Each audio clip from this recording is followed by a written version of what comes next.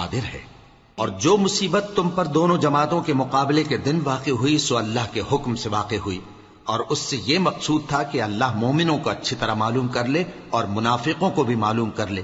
اور جب ان سے کہا گیا کہ آؤ اللہ کے رستے میں جنگ کرو یا کافروں کے حملوں کو روکو، تو کہنے لگے کہ اگر ہم کو لڑائی کی خبر ہوتی تو ہم ضرور تمہارے ساتھ رہتے۔ یہ اس دن ایمان کی نسبت کفر سے زیادہ قریب تھے، منہ سے وہ باتیں کہتے ہیں جو ان کے دل میں نہیں ہیں، اور جو کچھ یہ چھپاتے ہیں اللہ اس سے خوب واقف ہے۔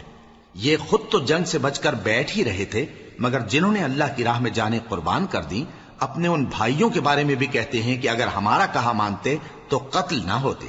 کہہ دو کہ اگر سچے ہو تو اپنے اوپر سے موت کو ٹال دینا۔ جو لوگ اللہ کی راہ میں مارے گئے ان کو مرے ہوئے نہ سمجھنا، وہ مرے ہوئے نہیں ہیں بلکہ اللہ کے نزدیک زندہ ہیں اور ان کو رزق مل رہا ہے۔